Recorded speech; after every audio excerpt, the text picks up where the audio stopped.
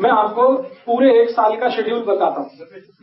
जब गर्मियों का सीजन शुरू होता है होली के बाद से और बारिश के पहले दिन तक मिट्टी के बर्तन में रखे हुए पानी को ही पीना अच्छा है, रात्रि को दिन को हमेशा।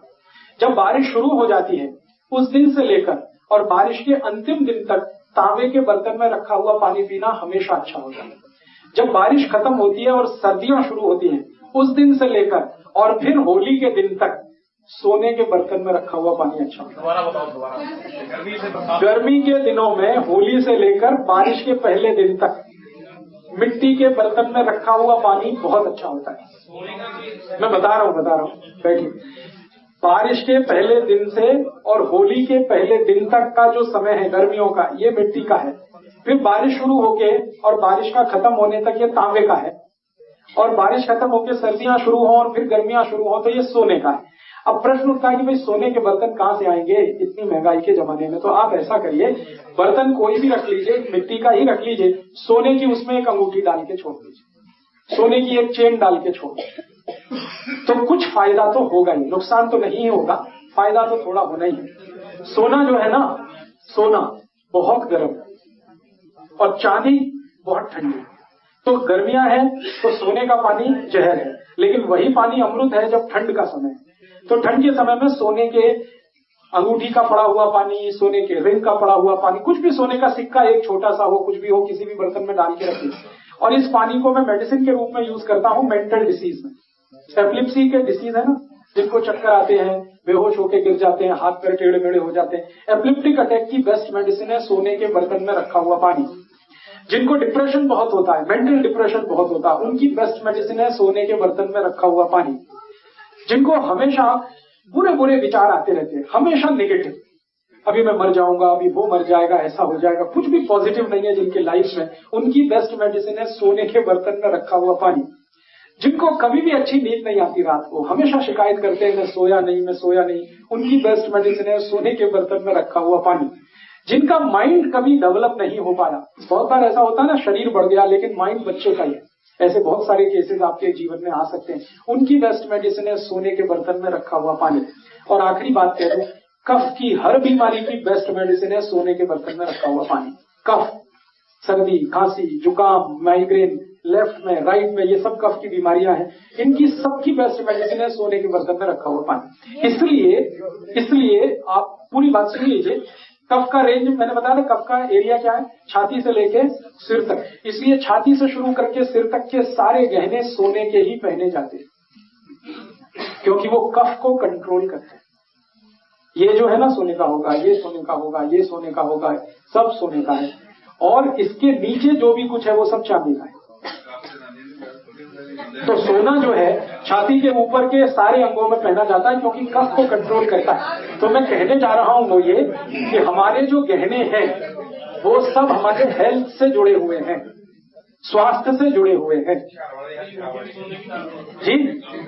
ये अंगूठी सोने की डालते हैं वो ग्रहों के चक्कर वाले, वरना हमेशा हाथ में जो अंगूठियां पहनी जाती है नॉर्मल केसेस में वो चांदी की होती है, लेकिन ग्रहों के चक्कर है, किसी को मंगल का चक्कर है, किसी को शनि का चक्कर है, पंडित जी बताते हैं तो हम पहनते हैं। तो मैं जो कहना चाहता था वो शायद आप समझ पाए हैं कि 4 महीने जब सर्दियां हैं तो सोने के बर्तन का पानी पीना है, 4 महीने जब गर्मियां हैं तो मिट्टी के घड़े का पीना है, 4 महीने जब बारिश है तो तांबे के बर्तन का पानी पीना है जी। पानी को हमेशा पीने का तरीका है कि सबसे पहले गर्म कर लीजिए, सबसे पहले सवेरे खूब उबाल दीजिए, फिर उसको रूम टेम्परेचर तक ठंडा हो जाने दीजिए, फिर बर्तन में डाल दीजिए, चाहे वो मिट्टी के घड़े में डाल दीजिए, चाहे तांबे के बर्तन में डाल दीजिए, चाहे सोने वाले उसमें डाल दीजिए, फिर उसी को दिन भर पीते रहिए। हर समय गर्म करके पीने की जरूरत नहीं है, एक बार बॉईल करके रूम टेम्परेचर तक ठंडा कर दीजिए, फिर उसको किसी भी बर्तन में डाल के सवेरे से शाम तक यूज करते हैं जी। अभी आरओ का सवाल आया तो मैं इसको जरा बता देता हूं, वैसे मैं कल बताने वाला था। ये आरओ का पानी अच्छा कि नहीं, मैं आपको पानी के बारे में जानकारी दे दूं मोटी सी 2-3 मिनट में। वो ये कि आयुर्वेद जो कहता है सबसे अच्छा पानी है बारिश का पीने के लिए, जिसको अमृत कहा गया। तो आप कुछ अगर ऐसी व्यवस्था कर सकें कि बारिश का पानी इकट्ठा करें और उसको साल भर पिए तो आपसे ज्यादा सुखी कोई नहीं दुनिया में। आप बोलेंगे कैसे कर सकते हैं, बहुत आसान है। आपकी जो छत है ना, उस छत को तो आपने सबने सीमेंटेड कराया ही हुआ है। छत में से जो पानी गिर रहा है, किसी पाइप में होते हुए इस पाइप को आप आपके बोर में लगा दीजिए। अगर बोर है तो, बोर नहीं है तो वो पाइप को किसी टैंक बना के उसमें डाल दीजिए, अंडरग्राउंड टैंक बना दीजिए आपके घर में, और उसमें पूरा पानी डाल दीजिए। बारिश के पानी में कोई एक्सपायरी डेट नहीं है, इसको ध्यान रखें। बारिश के पानी की कोई एक्सपायरी डेट नहीं है। अगर अंडरग्राउंड टैंक में आपने कलेक्ट कर लिया तो साल भर, 2 साल, 3 साल आप पी सकते हैं, कोई तकलीफ नहीं आएगी। राजस्थान में गांव के हर घर में टैंक रहता है और 5 इंच बारिश होती है, वो एक एक बूंद पानी इकट्ठा करते हैं, उसी को साल भर पीते हैं। जॉन्डिस की बीमारी उस एरिया में कभी नहीं होती क्योंकि बारिश का पानी पीते हैं। तो बारिश का पानी आपके लिए सबसे अच्छा, जैसे भी हो आप इकट्ठा करिए।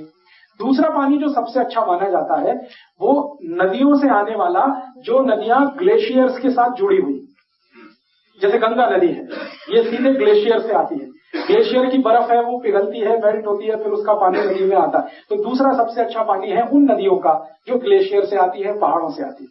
तीसरा सबसे अच्छा पानी होता है तालाबों का, जो बारिश के पानी के रूप में ही इकट्ठा होता है। और चौथा सबसे अच्छा पानी होता है वो बोर का, जो बारिश के पानी को रिचार्ज करके ही बोरिंग में आता है। और 5वां सबसे अच्छा पानी होता है म्युनिसिपल कॉर्पोरेशन का, जो आप पीते हैं। अब आप सोच लीजिए कि म्युनिसिपल कॉर्पोरेशन का पानी लास्ट में है, तो माने सबसे खराब है, सबसे अच्छा बारिश का। तो अब आपको तो कॉर्पोरेशन का पानी है, ये आपकी मजबूरी है। मैं चाहता हूं आप मजबूरी को थोड़ा बदलिए, 2-4 हजार रुपए खर्च करिए, या ज्यादा से ज्यादा 10,000 रुपए खर्च करिए। आपकी छत में स्लोप बना दीजिए और एक पाइप में पूरा पानी उतारिए, फिर उस पाइप को आपका एक टैंक बना के अंडरग्राउंड उसमें उतार। मैंने मेरे घर में ये व्यवस्था की है। मुश्किल से 22,000 रुपए का खर्चा आया और उस खर्चे में मैं हर साल 1 लाख लीटर पानी कलेक्ट कर लेता हूँ। मेरे टैंक में उतना आता है, साल भर हम पीते, हमारे पड़ोसी भी पीते। मेरा एड्रेस बहुत छोटा सा है, राजीव दीक्षित सेवाग्राम, वर्धा सेवाग्राम गांव में मैं रहता हूँ। तो हमने छोटा सा अपने घर में ऑल्टरेशन किया, छत को थोड़ा स्लोप दे दिया और उसके बाद सारा पानी एक पाइप में दे दिया, नीचे एक अंडरग्राउंड टैंक बना दिया, उसमें पूरा पानी इकट्ठा होता है, साल भर हम उसी को देते। आप चाहें तो पंजाब में भी ये हो सकता है। हमारे यहाँ तो बारिश कम है, पंजाब में तो ज्यादा है। हमारे यहाँ साल में 25 इंच बारिश है और पंजाब में साल में 50 इंच से ज्यादा बारिश है। आप तो और भी ज्यादा पानी इकट्ठा कर सकते हैं, और ये पानी इकट्ठा करना पड़ेगा आज नहीं तो 10 साल के बाद, क्योंकि जमीन के अंदर का सारा पानी सूख रहा है। कितने दिन आप उसको निकालेंगे? हाँ, मिट्टी डल जाती है तो उसको साफ कर लीजिए, या उसमें कोई आपको कंफ्यूजन है तो मिट्टी के ऊपर चूना फेंक दीजिए, बस वो पानी को अपने आप साफ करके नीचे भेजेगा। चूने से अच्छा पानी को साफ करने वाला दुनिया में कोई केमिकल नहीं। छत पे चूना डाल दीजिए, बारिश जैसे ही शुरू हुई चूने के पत्थर डाल दीजिए 2-4, जितना भी पानी कांटेक्ट में आएगा सब फिल्टर होके आएगा, तो मिट्टी का उसमें दुष्प्रभाव खत्म हो जाए। तो छत का पानी कोशिश करिए इकट्ठा करने का। नहीं कर सकते हैं तो आपके पास कॉर्पोरेशन का पानी है, इसको बिना उबाले मत पीजिए। अब आप कहेंगे इस पानी को हम एरो में डालें और फिल्टर करें या उबाले और पिए, दोनों में क्या बेहतर है? उबालना बेहतर है, क्योंकि जब एरो में आप पानी को फिल्टर करते हैं तो उसमें पानी को फिल्टर करते समय कुछ ऐसे केमिकल खत्म हो जाते हैं जो आपके शरीर को जरूरी है। तो एरो का पानी तो मजबूरी का पानी है, जब कुछ भी नहीं मिल रहा है। मुझे तो कई बार आप इसको मजाक मत कहिएगा, मैं आपको सीरियसली कहता हूँ, मैंने एरो के जितने भी ब्रांड है मार्केट में, एरो तो एक ब्रांड है, बहुत सारी वाटर प्यूरिफायर मशीन है, सबका पानी निकाल के लेबोरेटरी भेजा टेस्टिंग के लिए। सभी टेस्टिंग की एक ही रिपोर्ट है कि किसी में फास्फोरस कम हो गया, किसी में कैल्शियम कम हो गया, किसी में आयरन कम हो गया, किसी में कुछ कम हो गया, किसी में कुछ कम हो गया। फिर मैंने इन कंपनियों को चिट्ठियां लिखी कि आप बोलते हैं कि आपकी मशीन बहुत अच्छी है, पानी को प्यूरिफाई करती है। तो उसने कहा हम कब बोलते हैं? वो कहते हैं हम पानी को प्यूरिफाई करने की मशीन बनाते हैं, पानी को क्वांटिफाई करना, क्वालिटीफाई करना, इसके लिए मशीन नहीं बनाते हैं। माने पानी की क्वालिटी को इंप्रूव करने की मशीन नहीं है हमारी पानी को प्योर करने की मशीन है। और प्योरिटी क्या है? कुछ हैवी मेटल्स है पानी के, उनको निकाल दिया हमने, पानी का टेस्ट थोड़ा चेंज हो गया, लेकिन हम ये दावा नहीं करते कि इसकी क्वालिटी इंप्रूव कर दिया। तो आपको थोड़े से भ्रमजाल में फंसा के वो अपना धंधा करते हैं। पानी की क्वालिटी मेंटेन रहती है जब पानी बॉईल करके आप पीते हैं।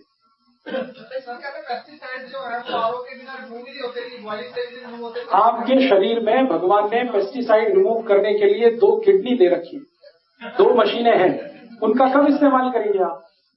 तो आप ये तो भूल जाइए, भगवान ने हमको 2 किडनी दी है, एक छोड़ के 2 दिए।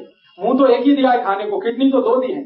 वो इसी काम के लिए है कि जितना भी आप पेस्टिसाइड खा रहे हैं उसको खत्म करें या फ्लश आउट करें। तो आप उसकी चिंता मत करिए, किडनी अगर फंक्शनल है तो आपके जीवन में कोई तकलीफ नहीं। किडनी अगर फंक्शनल नहीं है तो जरूर ये सोचने की बात है। बिल्कुल नहीं, बारिश के पानी को बॉईल करने की जरूरत नहीं, वो तो भगवान का पानी है, उससे ज्यादा शुद्ध तो होता नहीं। नहीं, कभी मत रखिए। बारिश के पानी को मिट्टी के टैंक में रखना सबसे अच्छा है, कांच की बोतल में चलेगा। कांच जो है ना, मिट्टी का ही दूसरा स्वरूप है।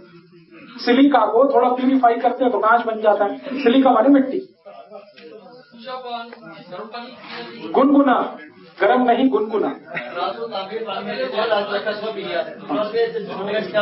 नहीं, तांबे और सोने का कॉम्बिनेशन नहीं है। आप सोने का सिक्का अलग रखिए, तांबे का अलग रखिए। सोने का सिक्का अभी डालिए इन दिनों में जब सर्दियां हैं, और तांबे का तब डालिए जब बारिश आ जाए।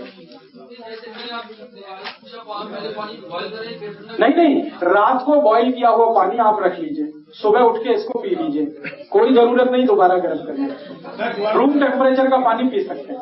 ये सिर्फ एक ही व्यक्ति के लिए है, सुबह का पानी गरम गरम पीना, जिनको दमा है, जिनको अस्थमा है, जिनको ब्रोंकियल अस्थमा है, जिनको ट्यूबरकुलोसिस है, उनको हर समय पानी गर्म ही पीना चाहिए।